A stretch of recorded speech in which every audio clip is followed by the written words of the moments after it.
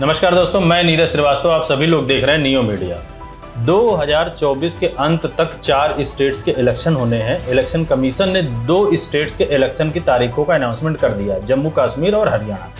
हरियाणा में जितने भी अभी तक सर्वे हुए हैं, उन सर्वे में कांग्रेस को ही जीत मिले और पूर्ण बहुमत के साथ साथ एक भारी जीत की ओर बढ़ रही है कांग्रेस, जिसमें लगभग देखा जाए तो 2/3 से ज्यादा सीटें कांग्रेस को मिल सकती हैं। हमने अपने सर्वे में भी ये दिखाया है कि कांग्रेस को 90 में से 70 सीटें मिलने की उम्मीद है। और याद कीजिए, उस सर्वे में हमने ये भी बोला था, अगर बड़े बड़े नेताओं को कांग्रेस की पार्टी अगर हरियाणा में प्रचार करने के लिए भेजती है, बड़े बड़े नेता का मतलब ये है जो इनके घटक दल है, उसमें समाजवादी पार्टी के अखिलेश यादव जी, उद्धव ठाकरे जी, ममता बनर्जी जी, अगर ये सारे लोग हरियाणा में आकर प्रचार करते हैं तो ये मान के चलिए 75 से 80 सीटों के बीच में कांग्रेस जीत सकती है। और अगर ये गठबंधन के साथ लड़ते आम आदमी पार्टी और समाजवादी पार्टी के साथ, तो ये 100% मान के चलिए कि कांग्रेस को 70+ सीटें मिलती। लेकिन ऐसा लगता है कि मानो राहुल गांधी जी की छवि पर दुर्भाग्य इस तरीके से बैठा हुआ है कि राहुल गांधी जी अपनी कितनी भी अथक मेहनत कर लें, अपना अथक प्रयत्न कर लें, 100% से ज्यादा इनपुट दे दें, लेकिन उनको जो भी कुछ मिल रहा है वो 40-50% से ज्यादा नहीं मिल रहा है। अब आप ये सोच रहे होंगे कि मैं ऐसा क्यों कह रहा हूं। याद कीजिए, कुछ साल पहले ही 2024 के इलेक्शन के पहले ही 3 स्टेट के इलेक्शन होते हैं, मध्य प्रदेश, राजस्थान और छत्तीसगढ़। इन तीनों स्टेट्स के सर्वे ये बता रहे थे कि कांग्रेस ही जीतेगी, लेकिन वहां के लोकल बड़े नेताओं के कारण राहुल गांधी जी को झुकना पड़ा और उसका नतीजा ये हुआ कि तीनों स्टेट से कांग्रेस गायब हो जाती है। अगर उसी समय को गौर करें तो याद कीजिए कि मध्य प्रदेश में हर सर्वे ये दिखा रहा था कि लगभग 140 सीट के आसपास कांग्रेस को मिलेगी। और हमने भी अपने सर्वे में यही बताया था कि पूर्ण बहुमत के साथ कांग्रेस सरकार बना रही है। अगर समाजवादी पार्टी और बसपा, यानी कि बसपा सुप्रीमो और समाजवादी पार्टी के साथ अगर गठबंधन होके इंडिया गठबंधन की तर्ज पर कांग्रेस लड़ती है तो लगभग 170 से 180 सीटें मिलेंगी। लेकिन वहां के बड़े नेता यानी कि कमलनाथ जी ने उस समय इस बात को एग्री नहीं किया और वो ये राहुल गांधी जी से बोल गए कि हम अकेले लड़ेंगे। उनकी मंशा अंदर क्या थी ये किसी को नहीं पता। लेकिन मध्य प्रदेश का इलेक्शन कांग्रेस बुरी तरीके से हार जाती है और या तो उन्होंने पहले से ही दिमाग बना लिया था कि हमें उसको हराना है कांग्रेस को, क्योंकि कुछ ही दिनों पहले इलेक्शन के 2024 के केंद्र के इलेक्शन के पहले अगर आप गौर करें तो एक हवा भी उड़ी थी कि कमलनाथ जी बीजेपी में शामिल होने जा रहे हैं, लेकिन अब वो शामिल क्यों नहीं हुए इसका पता किसी को नहीं है। इसी तरीके से अगर आप याद करिए, पंजाब में कांग्रेस पार्टी की सरकार थी, जो उस समय वहां के सीएम थे, उन्होंने भी ऐसी ही हरकतें की और वहां आम आदमी पार्टी की सरकार बन जाती और इतनी बड़ी जीत होती है आम आदमी पार्टी की कि अब ऐसा लगता है कि दिल्ली की तरीके से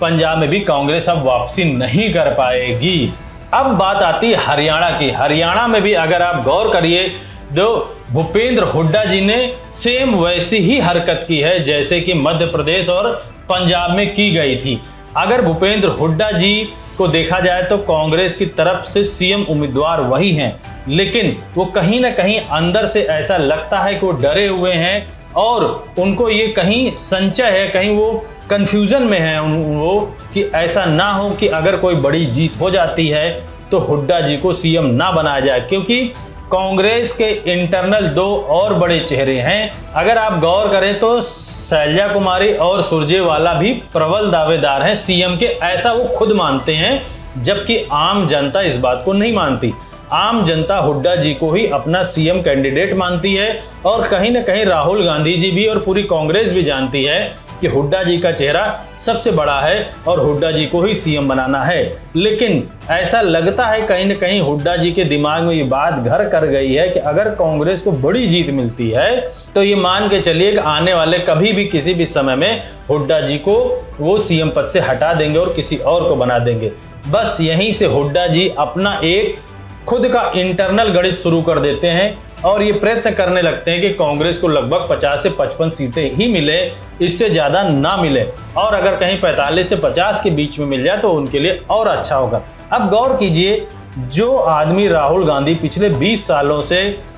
लोगों की गलत बातें सुनता आ रहा, आज की डेट में राहुल गांधी जी ने कांग्रेस को यहां खड़ा कर दिया है कि एक नई धारा के साथ कांग्रेस खड़ी है और आने वाले समय में केंद्र में पूर्ण बहुमत की सरकार बना सकती है।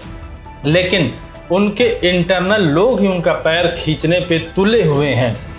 ऐसा लगता है कि जो विपक्षी दल है यानी कि बीजेपी राहुल गांधी की छवि तो खराब करना ही चाहती है, लेकिन साथ ही साथ कुछ लोग ऐसे आज भी मौजूद हैं कांग्रेस में जो अपनी राजनीति चमकाने के लिए राहुल गांधी जी की या कांग्रेस की राजनीति को खत्म करने पर तुले हुए हैं। उसी क्रम में अगर गौर कीजिए तो आज की डेट में हुड्डा जी भी शामिल हो गए। अगर वो इंडिया गठबंधन के तर्ज पर लड़ते तो लगभग 70 से 75 सीटें कांग्रेस को मिलती। आम आदमी पार्टी अगर 10 सीट मांग भी रही थी तो 10 सीट उसको दे देना चाहिए था, क्योंकि वो इंडिया गठबंधन की ही सीट होती, ना कि वो बीजेपी की होती। इसी तर्ज पर समाजवादी पार्टी को भी उनको सीटें देनी चाहिए थी, लेकिन इन्होंने वैसे ही भाषा का इस्तेमाल किया जैसे मध्य प्रदेश के इलेक्शन में कमलनाथ जी ने किया था। अगर आप गौर करें, ये बातें बहुत छोटी सी नजर आती हैं, लेकिन जब वोटर वोट देने जाता है तो ये बातें उसके लिए बहुत बड़ी बन जाती हैं और विपक्षी दल इन बातों को बड़ा मुद्दा बनाकर सामने पेश करता है वोटर के, जिससे ये लगने लगता है कि जो आज जिसकी हवा है वो कहीं ना कहीं इंटरनल मजबूत नहीं है और वोटर शिफ्ट होना शुरू हो जाता। अगर कहीं ये वोटर शिफ्ट हो गया और केस पलट गया तो ये मान के चलिए हुड्डा जी को तो कुछ नहीं होगा, लेकिन राहुल गांधी जी की छवि जो बनी हुई है वो धीरे धीरे खराब होना शुरू हो जाएगी और इसका असर आने वाले महाराष्ट्र के इलेक्शन और झारखंड के इलेक्शन में भी पड़ेगा। लेकिन कहते हैं ना कि राजनीति में नेता किसी का सगा नहीं होता। ये बात कहीं ना कहीं आज की डेट में कांग्रेस को समझना चाहिए, राहुल गांधी जी को समझना चाहिए कि ऐसा नहीं होना चाहिए कि जो क्षेत्र का बड़ा नेता है वो दिल्ली में बैठे लोगों के साथ निगोशिएशन शुरू कर दे और अपनी पर्सनल राजनीति चटकाने की कोशिश करे। उसको भी ये होना चाहिए कि पहले पार्टी बड़ी हो फिर वो पर्टिकुलर में बड़ा हो, यानी खुद में वो बाद में बड़ा हो। लेकिन कांग्रेस के साथ ही हमेशा से दिक्कत रही है कि जो भी क्षेत्रीय नेता बड़ा हो जाता है वो मुख्य धारा के जो भी नेता हैं जो या बड़े नेता जो भी हैं, जैसे राहुल गांधी कह लीजिए, मल्लिकार्जुन खड़गे जी को कह लीजिए, उनको समझना बंद कर देते हैं। अगर हुड्डा जी इतने ही मजबूत नेता हैं तो 2019 में पूर्ण बहुमत से क्यों नहीं जीत पाए। लेकिन आज उनसे कुछ भी कहने पर या आज अगर कोई बड़ा कदम राहुल गांधी जी उठाते हैं तो उसका खामियाजा कांग्रेस हरियाणा को भुगतना पड़ेगा, ना कि हुड्डा को। हुड्डा जी हार गए, 2 बार नहीं रहे मुख्यमंत्री, उससे उनकी छवि पर कुछ भी बट्टा नहीं लगता, लेकिन कांग्रेस पार्टी और राहुल गांधी जी पर जरूर बट्टा लगता है। ये बात आने वाले समय में राहुल गांधी जी को समझनी पड़ेगी कि किस तरीके से क्षेत्रीय दल के नेता आज भी जो मुख्य धारा के नेता हैं उनको परेशान करने की कोशिश करते हैं, यानी कि लोग अपनी पर्सनल राजनीति को ज्यादा बड़ा मान लेते हैं अपेक्षाकृत कांग्रेस पार्टी को। अगर हम गलत नहीं है तो कुछ ये भी बात सुनने में हमें मिली थी जब मीटिंग चल रही थी